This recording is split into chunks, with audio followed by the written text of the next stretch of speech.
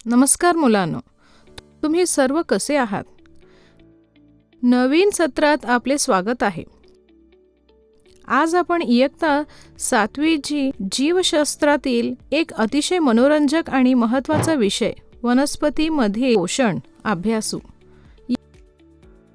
या विषयात सर्व मूलभूत माहिती आहे, जी पुढील वर्गामध्ये देखील काही अतिरिक्त माहिती जोडून चालू ठेवली जाते. तर लक्ष द्या आणि काळजीपूर्वक ऐका. पण प्रथम काही कीवर्ड्स सुरुवात करूया. कीवर्ड्स: ऑटोट्रॉफिक,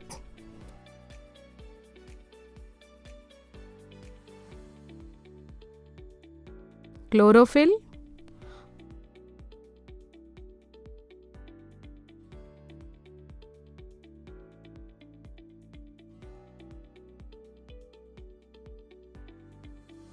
पोषक,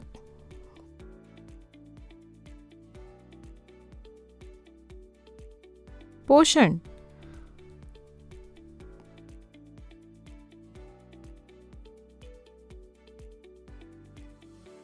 प्रकाश संश्लेषण,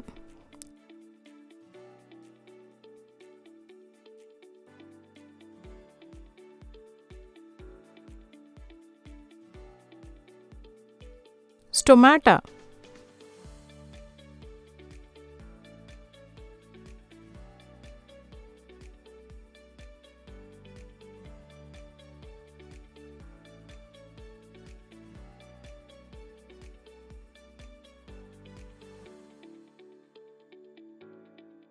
शिकवण्याचे उद्देश. या व्हिडिओ पाहिल्यानंतर तुम्हाला पोषण म्हणजे काय, पोषक तत्वे म्हणजे काय आणि आपल्या दैनंदिन जीवनात त्यांची भूमिका समजेल. तुम्ही प्रकाश संश्लेषण या यंत्रणेद्वारे पोषणाची पद्धत, त्याचे प्रकार आणि अन्न बनवण्याची प्रक्रिया शिकाल. पानांमध्ये स्टार्च, कार्बोहायड्रेटचा एक प्रकार, याच्या उपस्थितीवर एक अद्भुत प्रयोग देखील तुम्हाला आवडेल.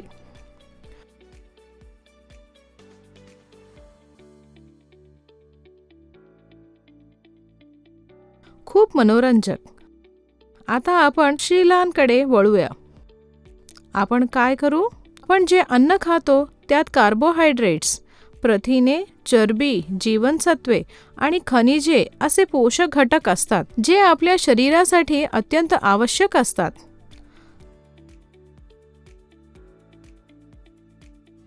सर्व सजीवांना अन्नाची आवश्यकता असते. वनस्पती स्वतःसाठी अन्न संश्लेषित करू शकतात, परंतु मानवांसह प्राणी ते करू शकत नाही.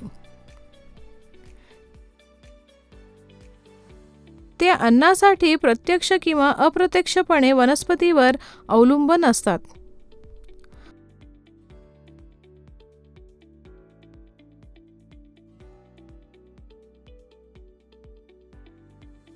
वनस्पतीमध्ये पोषण पद्धतीवर लक्ष केंद्रित करूया. वनस्पतीमध्ये पोषणाची पद्धत. वनस्पती त्यांच्या सभोवतालची पाणी, कार्बन डायऑक्साईड आणि खनिजे यासारख्या कच्च्या मालापासून स्वतःसाठी अन्न तयार करतात.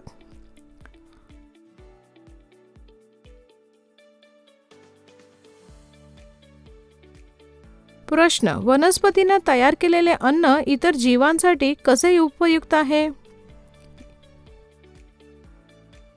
याचा उत्तर: वनस्पतीने तयार केलेले अन्न म्हणजे कार्बोहायड्रेट, जे पोषक घटकांपैकी एक आहे. कार्बोदके, प्रथिने, चरबी आणि खनिजे यासारखे पोषक घटक सजीवांना त्यांचे शरीर तयार करण्यास, वाढवण्यास, त्यांच्या शरीरातील खराब झालेले भाग दुरुस्त करण्यास आणि जीवन प्रक्रिया पार पाडण्यासाठी ऊर्जा प्रदान करण्यास सक्षम ठरते.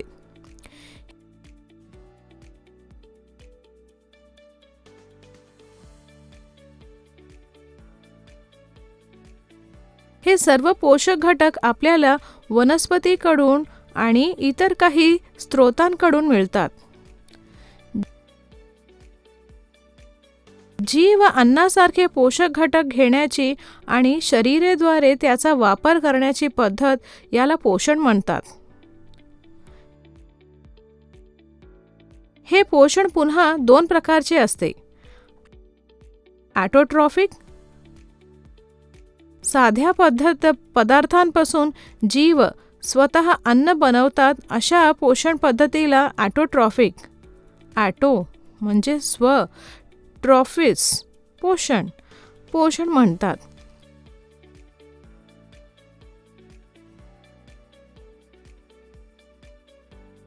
उदाहरणार्थ वनस्पती. हेटेरोट्रॉफिक, प्राणी आणि बहुतेक इतर जीव जे वनस्पतींनी तयार केलेले अन्न घेतात यांना हेटेरोट्रॉफिक, हेटेरोज असं म्हणतात.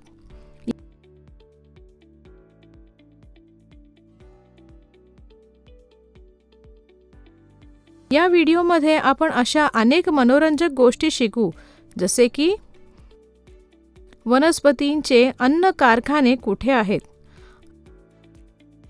अन्न वनस्पतीच्या सर्व भागात बनवले जाते की काही विशिष्ट भागातच. वनस्पती त्यांच्या सभोवतालच्या परिसरातून कच्चा माल कसा मिळवतात, हे वनस्पतींच्या अन्न कारखान्यामध्ये ते कसे वाहून नेतात. ही प्रक्रिया समजून घेण्यासाठी प्रकाश संश्लेषण नावाच्या प्रक्रियेकडे तपशीलवार जाऊया. चांगले लक्ष केंद्रित करा. फोटोसिंथेसिस, वनस्पतीमध्ये अन्न निर्मितीची प्रक्रिया. पाने हे वनस्पतीचे अन्न कारखाने आहेत, म्हणून सर्व कच्चा माल पानांपर्यंत पोचला पाहिजे.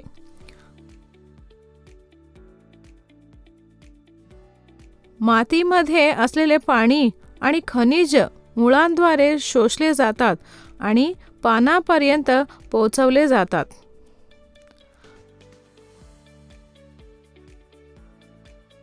हवेतील कार्बन डायऑक्साईड पानांच्या पृष्ठभागावर असलेल्या लहान छिद्रांमधून आत घेतला जातो.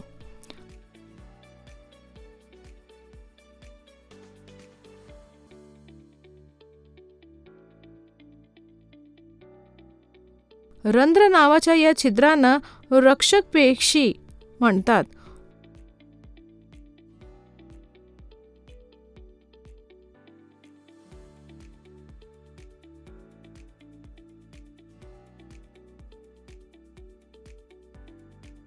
मूळ, खोड, फांद्या आणि पानांमधून पाईपासारखे चालणाऱ्या वाहिन्यांद्वारे पाणी आणि खनिजे पाण्यापर्यंत पोहोचवले जातात.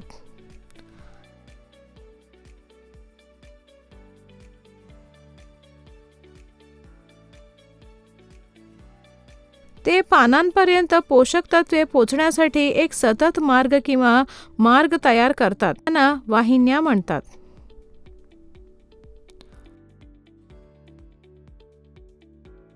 पानांमध्ये क्लोरोफिल नावाचा हिरवा रंगद्रव्य असतो. तो पानांना सूर्यप्रकाशाची ऊर्जा घेण्यास मदत करतो.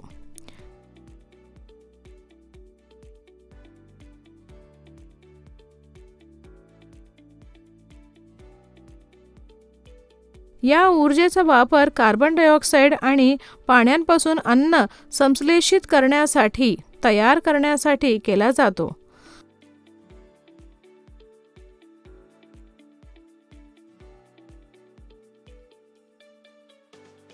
अन्न संश्लेषण सूर्यप्रकाशाच्या उपस्थित होत असल्याने त्याला प्रकाश संश्लेषण असं म्हणतात. छायाचित्र, प्रकाश संश्लेषण एकत्र करणे ही पृथ्वीवरील एक अद्वितीय प्रक्रिया आहे. सौर ऊर्जा पानाद्वारे घेतली जाते आणि अन्नाच्या स्वरूपात वनस्पतीमध्ये साठवले जाते.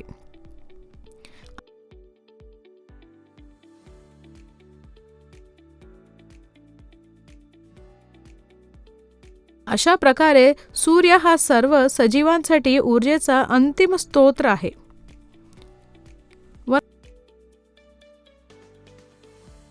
वनस्पतीसाठी प्रकाश इतका महत्त्वाचा आहे की त्याची पाने जास्तीत जास्त सूर्यप्रकाश शोषण्यासाठी अनेक नमुन्यांमध्ये वाढतात. जवळजवळ सर्व सजीवांचे अस्तित्व वनस्पतींना बनवलेल्या अन्नावर प्रत्यक्ष किंवा अप्रत्यक्षपणे अवलंबून असते. याशिवाय सर्व सजीवांच्या अस्तित्वासाठी आवश्यक असलेला ऑक्सिजन पृथ्वीवर तयार होतो. प्रकाश संश्लेषण दरम्यान सूर्यप्रकाशाच्या उपस्थितीत पानांच्या क्लोरोफिलयुक्त पेशी कार्बोहायड्रेटच्या संश्लेषण करण्यासाठी कार्बन डायऑक्साईड आणि पाण्याचा वापर करतात.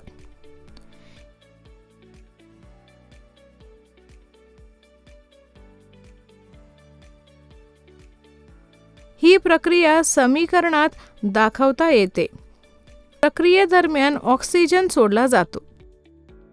पानामध्ये स्टार्चची उपस्थिती प्रकाश संश्लेषणाची घटना दर्शवते.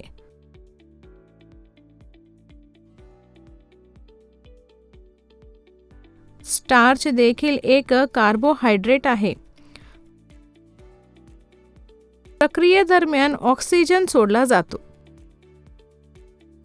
पानामध्ये स्टार्चची उपस्थिती प्रकाश संश्लेषणाची घटना दर्शवते. स्टार्च देखील एक कार्बोहायड्रेट आहे. विज्ञान प्रत्येक गोष्टीसाठी पुरावा दाखवते. चला हे एक प्रयोगाने सिद्ध करूया. नीट पहा. एकाच प्रकारची 2 कुंडीतली रोपे घ्या. एक तरासाठी 72 तासांसाठी अंधारात किंवा काळ्या पेटीत आणि दुसरी सूर्यप्रकाशात ठेवा. दोन्ही वनस्पतींच्या पाण्यासह आयोडीन चाचणी करा. तुमचे निकाल नोंदवा. आता कुंडी अंधारात 3 ते 4 दिवसांसाठी सूर्यप्रकाशात ठेवा.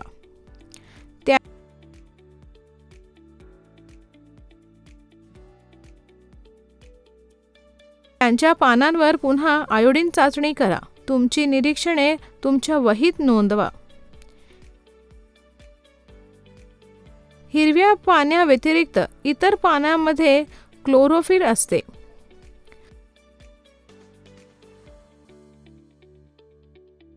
मोठ्या प्रमाणात तपकिरी आणि इतर रंगद्रव्ये हिरव्या रंगाला लपवतात. या पानांमध्येही प्रकाश संश्लेषण होते.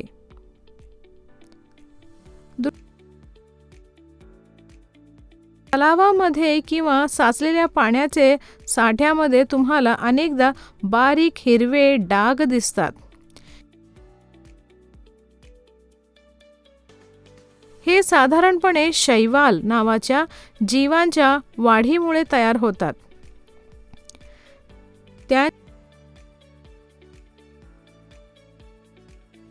त्यांच्यात क्लोरोफिल असते जे त्यांना हिरवा रंग देते.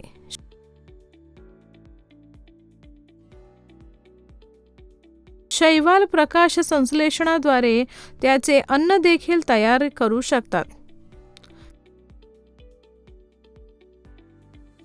विद्यार्थ्यांनो, वनस्पती कार्बोहायड्रेट्स व्यतिरिक्त इतर काही अन्न देखील संश्लेषित करू शकतात. या